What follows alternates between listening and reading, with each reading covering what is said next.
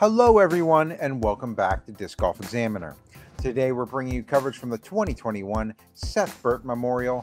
This is round 3 front 9 coverage. I'm your host Brian Keegan, joined today by two special guests, Joshua Smith, co-TD. Josh, how's it going? Hey, good, thanks. Thanks for having me back, Brian. It's my pleasure. And also joined by Jonathan Propalis, who is on the card. Jonathan, how's it going? I'm doing great, Brian. Josh, thanks for having me, guys. Looking forward to covering this round with you guys. Absolutely, and it is our absolute pleasure to have you. We're out here at the Seth Burton Memorial Disc Golf Complex, and we're going to be covering Orange Crush this round. We're playing long tees to short baskets, the red baskets, on this particular round. So we have Jonathan here up at 6 under par for the tournament, from Glen Rock, PA. Anything you'd like to say about yourself there, Jonathan? Not too much there. Just happy to be part of the card. Looking forward to playing and watching this coverage. And we have Brad Schick at 7 under. He's a mainstay here for coverage. Every year he just seems to be on the lead card here, and a great player out of Columbus, Ohio. Won his first national tournament this year. Then we have Corey Ellis at West Virginia under. boy. That's right. Yeah, we have West Virginia represent today, I guess. So we're gonna also have Tyler Horne in the lead at 12 under, which is stupendous. I mean, he shot the course record at Seth Burton. He won this tournament in 2019, and we're gonna see how this year goes. It's looking pretty good for Tyler. Always a force to be reckoned with out there, for sure. Absolutely. So hole 1 is a par 3. It is 401 feet. We're playing to the red basket right in front of that tree there. Of course, starting off with the ceremonial fist bumps. Yeah, the red the red baskets give people a lot more chance to score on this course, and also gives our golfers a little break for the weekend. They've earned it. And I'd say that the red tees are pretty challenging in themselves. They're only, 50 or so feet away from the other baskets. Looks a lot like the one you just threw. Oh, yeah. Still playing those long tees. Brad showing the sidearm route. Hopefully he misses that tree. Nope. Corey's lining up something special here. I can feel it. I think he's ripping on a Raptor here. Okay. And that's going to get a good flip. Pierce the gap. That's a way to start. Right under the basket. Wow. Absolutely crazy. What are you throwing here, Jonathan? I'm throwing a beat up escape, something that's going to flip up a little bit, and miss my line a little bit, but was fortunate enough to keep going. Ooh, yeah. Just didn't pull it into the first tree, which I'm happy about. Brad, I don't know if Brad thought that we were throwing to the orange baskets or the yellow baskets, but I think he just let that go a little bit too straight for these red baskets.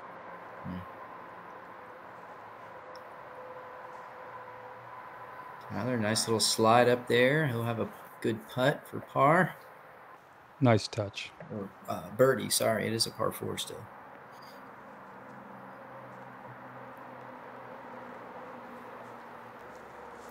Good up shot, Jonathan. Don't want to do anything too crazy. Just settle in a little bit. And get that first hole out of the way. Yeah. Brad's got to make one here to stay on pace. Oh, just a bit wide. Tricky footing. He took a little bit longer for Brad's pace to get into that stance. But Brad's very quick. Tyler's been showing us clean putts all day yesterday and continuing to do so.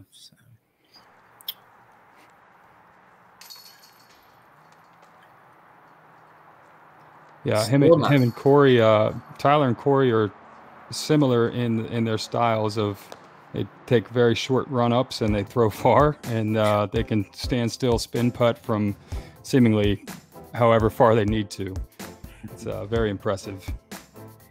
So hole 2 is a par 4. It is 390 feet and plays kind of dogleg left down this hill where the basket is on the right-hand side. We're playing to the red basket. Actually, Brian, I think that was the footage of hole 3 we just saw. Meant to mention that to you. Sorry. This hole's a little different. Kind of just goes straight, and it's a slight dogleg right once you get through this first gap. Ooh, Tyler getting a little sneaky through the left side there, but forward progress is always a benefit on this course. I like Tyler's line, but I just couldn't replicate it. Brad playing a nice sidearm straight up the gap. Wow.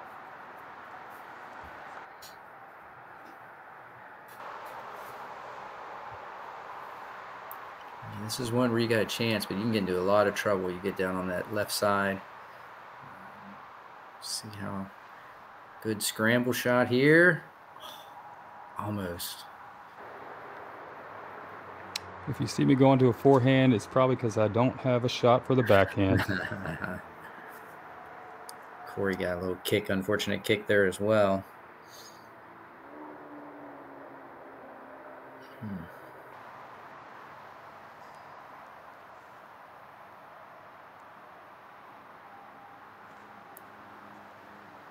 Nice sidearm. All right. Stick the landing. And that's really the terrain difficulty we see here, is that everything is on a hill, and if you don't land quite correctly, you can get a pretty bad roll away here.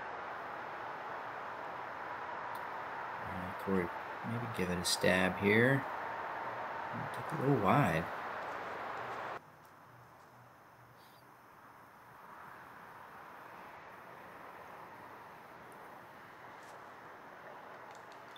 Scooch it right up there.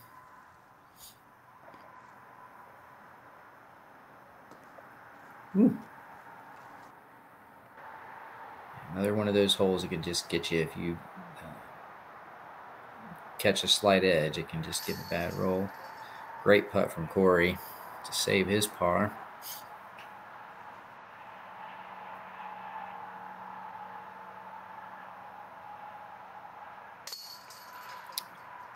Nice putt, Jonathan.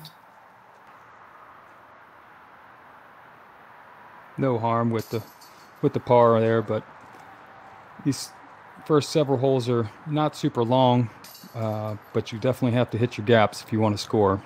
Mm-hmm. First 5 holes have that par 4 on there, and this one, hole 3, played as a 3.92. So there's some birdies out there on that par. This next par 4, 434 feet, and I believe it was the down leg dog hill left at the end. It's a tight one. What do you think? What did you think about this hole when you saw it for the first time, Jonathan? Oh, well, I better hit that gap because it's pretty tight and it seems pretty specific. But it's easier said than done, that's for sure. Early release from Brad. That'll cost him. If you're off your line just a little bit, you can be in a spot where you are just scrambling the rest of the hole. It's very, very specific. We're also catching wood on that first tree. Jonathan went with the backhand. What disc he throwing? I'm going back to that same escape I threw on hole 1. I just didn't commit to the line, and that's kind of the downfall there. Got to commit. But. So Corey's kind of looking at a little Anheuser with something stable that flexes hard down the hill left, because that's where the dog leg is, right up there where that little arrow is. I think that's his buzz that he's throwing off of there. Get it. Oh boy. Got down there, huh? Yeah. That was a fantastic shot. from where he was at to get down to having a look. It's very, very impressive. Yeah, if you go early left, like down where Brad went, it can get tight and tough.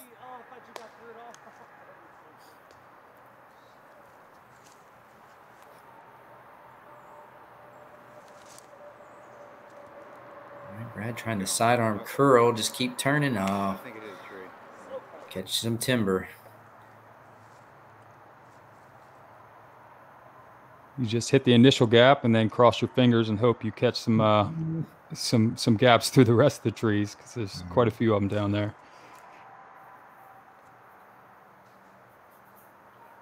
Right where Tyler's upshot was where Corey was, I believe, the last time he played this hole on film. It was crush. Off his tee shot? Off his tee shot, yeah. He got all the way and then made the turn. It was amazing. Yeah, that is incredible.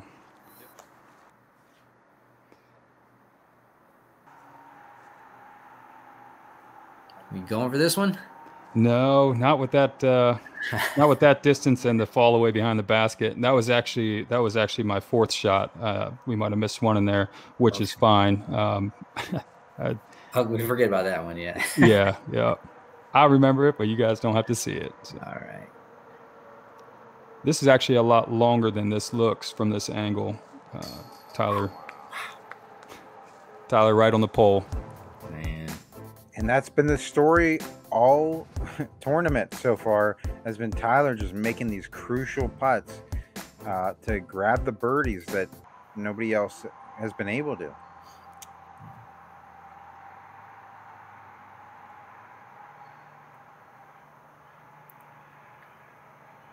We're giving it a nice jump. Oh.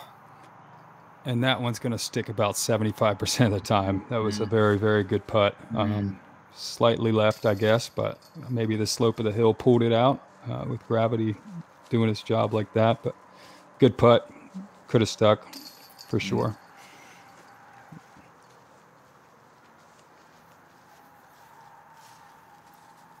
All right, on to hole 4. This hill goes up the mountain. Par 4, I guess to the red, it's only 263 feet, but it seems like almost 400 on it with that incline. Par 4, played is at 3.38 for the red basket, so that makes a lot of sense. 2 good shots and you got something.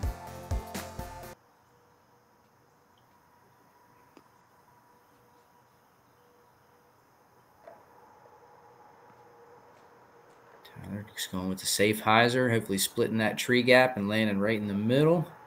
Yeah. Right in the middle.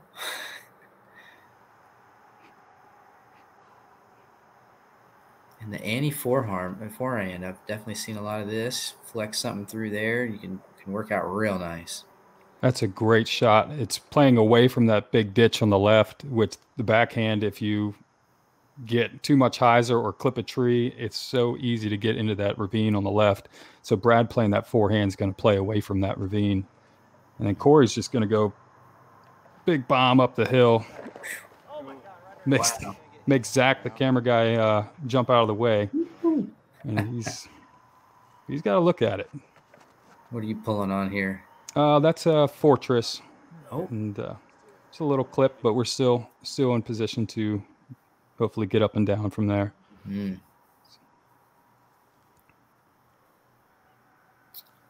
Nicely done. Easy pickup par there. Brad looks like he's going to give it a stab. Good line, good sit.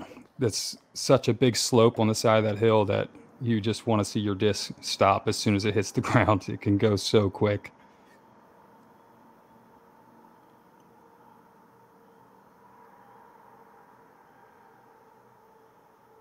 Mr. Clinic here. Oh, rare miss from Tyler. So close. He's got a tricky little chance at a bird here. Well, this would be for eagle, isn't it? Oh, that's right, eagle. Sorry, par 4. I'm looking at the long list of eagles. And Corey was one of them. Wow. How many other eagles were on that hole? I wouldn't be surprised if he was the 15, only one. 14 other people got the eagle. Wow. Including 2 more Pittsburgh guys, Fedorenko and Rozier, and our very own Matt Strand. Wow. Hey, good, nice 3s. Or 2s, eagles. Oh, man. So dogleg right here on this one. A lot of people do like the sidearm just to get around that corner and then throw a good shot to get up by the basket. Played as an even 4 par on the average, so a lot of pars. I would say this definitely feels like one of the more difficult holes on this course, because if you don't hit that initial gap, it could cost you 2 strokes easily. Oh yeah, for sure. Sidearm seems to be the play. A lot of people do like that. Just the way that fairway's cut out, it plays very well. Ooh. Brad gets the same misfortune kick that Corey gets.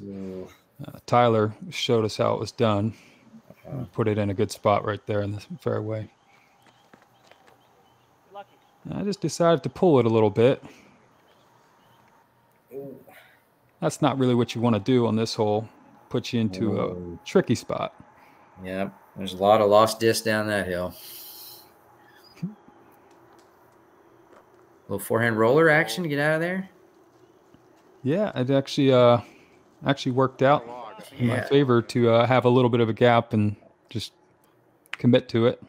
Well done. I'm just amazed at how nice the course looks too. I'm thinking of all the hours that the Fairmont Flyers Disc Golf Club, we all spent down there weed eating, mowing, and cleaning trees. So to see it on film like this on such a beautiful day is excellent. Yeah, this course is no joke. I can only imagine coming here when there's not a tournament. It's got to be very grown. Kudos to the course. A lot of hard work was put in. We trim it kind of year round, but there's definitely a little space between July and August where we got to go back and get things done. So very impressed by all the efforts of the club. Certainly.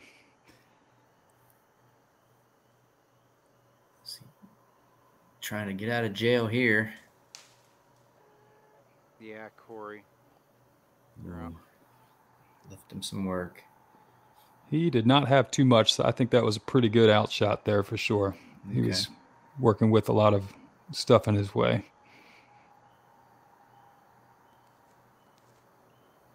Turning it. Overshooting it a little bit, but he'll have a putt. For that birdie.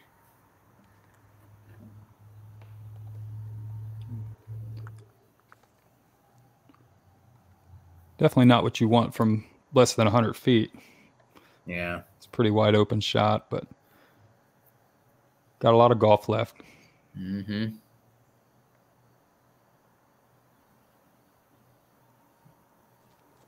He wants it.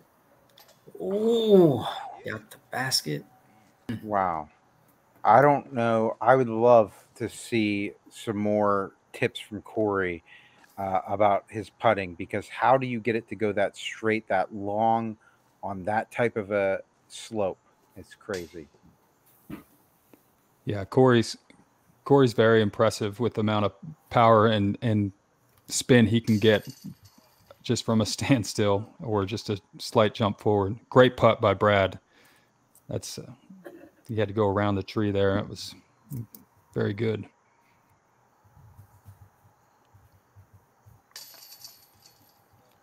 Corey was the #1 putter on tour this year, statistics, and it shows. He was running everything. If he could see the basket, he's going to give it a run, and it's a pretty exciting brand to watch. Heck yeah. We've got to cover Corey a few times this year, and that has always been something. Not only can he throw, but he has those long putts that just sail to the basket. Hole 6 is a par 3. It is 242 feet, and it plays kind of across this ditch, and actually is to the left of where this basket is now. See a lot of guys just go with something mid-range or a putter straight up the middle.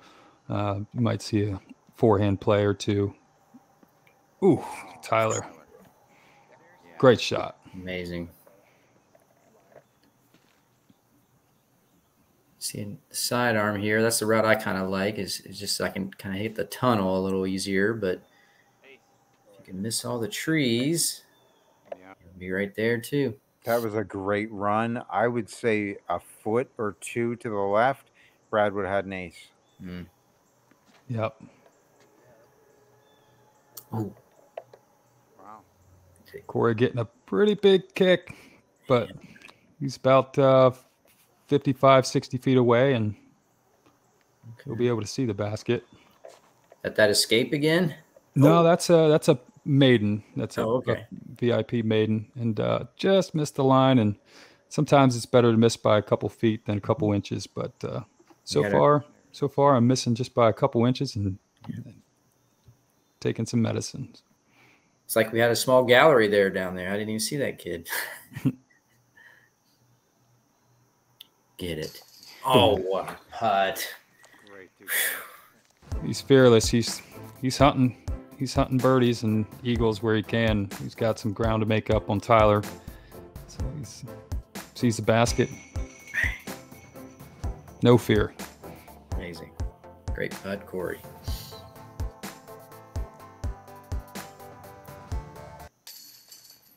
There we go. Nice bird from Brad. I look a lot closer from back there.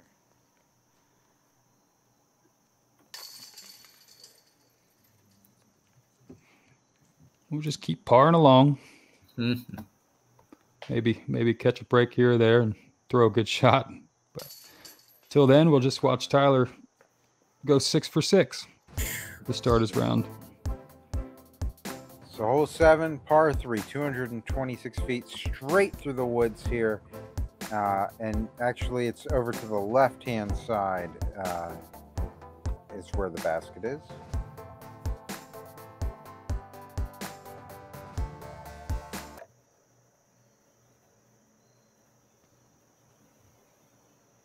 Yeah, this hole definitely played not too bad, 2.96. So there were a lot of opportunities. I'm sorry, 2.75. So there was a lot of birdie ops here. This was 2 years ago. Corey got a black ace on this hole. He was aiming for the yellow baskets at the time, but hit a tree and then bounced in. We got that on coverage. Oh, There's a couple stories like that for Corey out on this course. Mm-hmm. Well, he continued with a regular race in the final 9 that year too.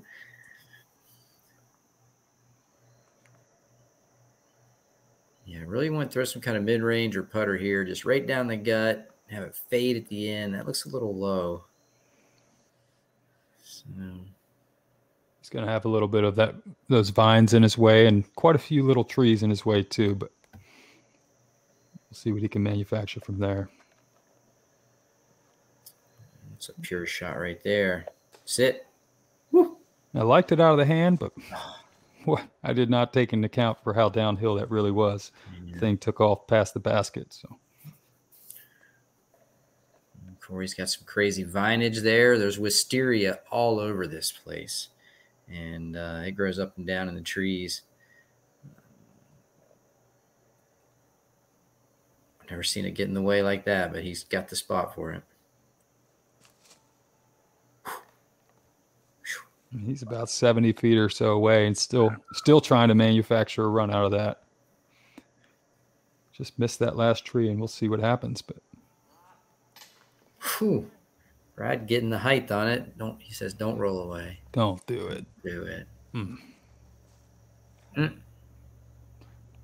Nearly stopped and picks up and takes off. Not what you like to see for sure. Okay. Jonathan outside the circle here with a stab. Oh, Good look. And after seeing Brad roll away, I was actually okay missing everything. Just, sometimes you'd rather miss everything than hit and roll. Yeah. It's an unfortunate bogey there for Brad. Just missed about a half-inch high on his first putt.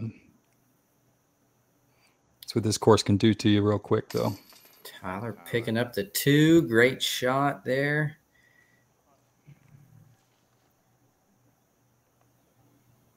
Showing us how to manage the course. Doing it well. All right.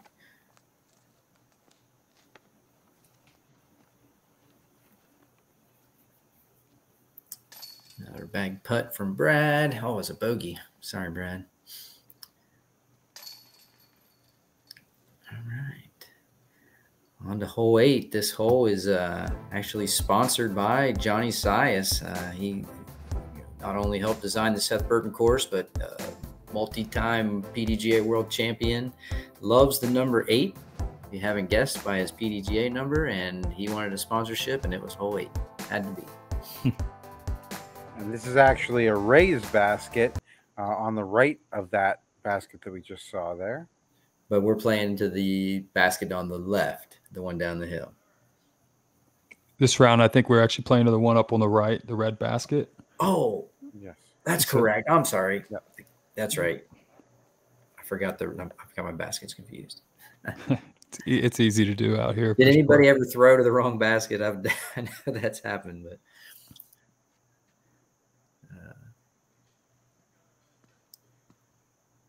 Corey's got the D to get there. It's just pure in this gap. Takes a little bit of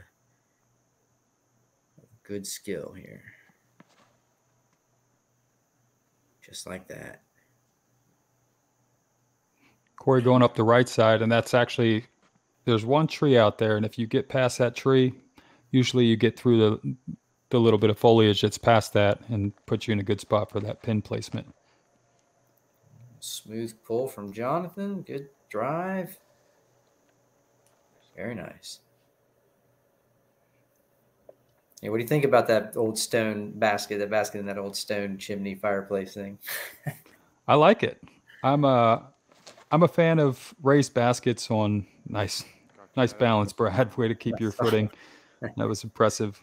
I'm a fan of raised baskets on natural things like that, or a stump or something. I like seeing that utilized.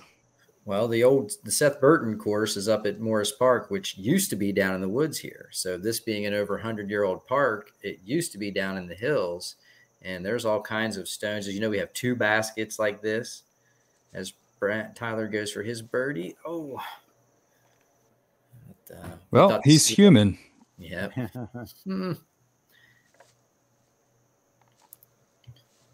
Jonathan's got a nice bid here. Up in the air. Got to get it up to get it in. That's right. Just a little too low. Mm-hmm. Corey, still like that basket up there, though. Nice. Yeah. Corey's looking straight at it. He's about eye level. Yeah, this blade is a 2.75, so pretty good amount of birds we're gotten on that basket, which is a tough angle up there on the right. I thought sidearms would get it more, but Corey's showing me wrong, that you can throw a good backhand and get there too.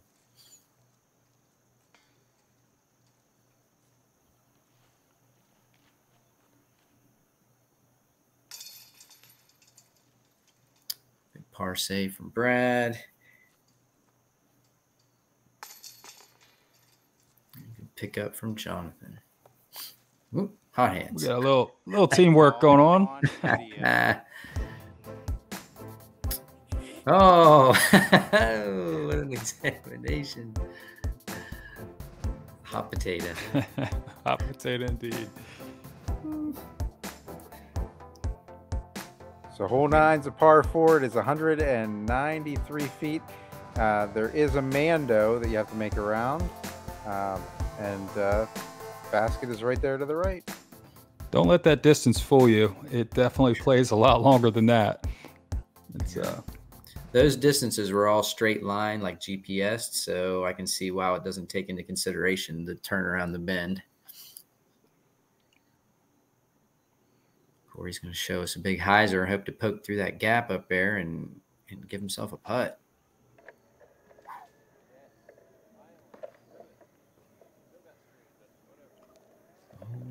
Hit a good gap, caught a little tree, and rolled back about 20, 25 feet, but still fine. Still in the fairway up there, which is what you want. Got to give a shout out to Phil Burton for repainting and hanging the Mando sign. Made it better than ever this year.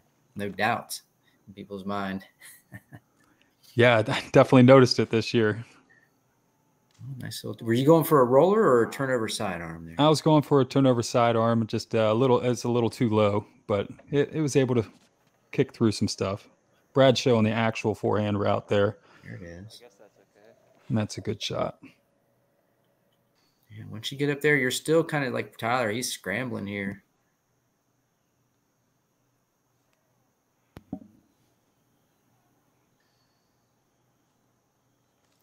So even though it's a modest par 4, it's still played as a 3.42 on the average. So there's some difficulty out there.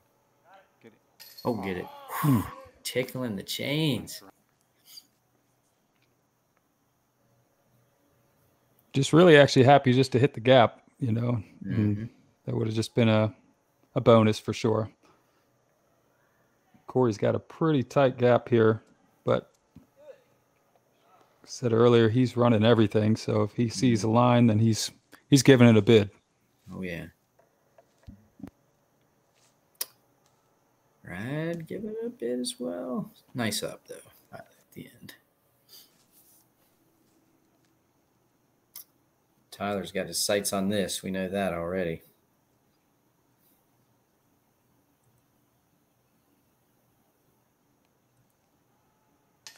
Oh, just an inch high. Only 2 birdies on this hole that I know of. 2 eagles. I think they were calling it par 4. Oh, I'm sorry. I was looking at the wrong hole. Yep, I'm sorry. There were a lot of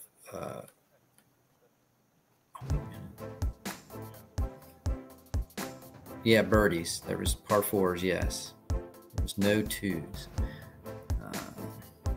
So that's it. What a good front 9 there. Yeah, Tyler going 7 for 9 for the front 9 for birdies. Just absolutely crazy. Yeah, and I want to give a big shout out again, of course, to the Fairmont Flyers Disc Golf Club and all the hard work that they've done helping run these tournaments and getting this course in the way it is and keeping the growth going in Marion County. And I got to also say a big thanks to Phil and Rebecca Burton. You know, without their whole generosity, you know, this place would not exist. So we definitely thank them. So. Absolutely. Thank you guys very much. And that's going to do it for our coverage for the front 9. Join us for the back 9 by clicking the link in the description. And until then, keep banging those chains.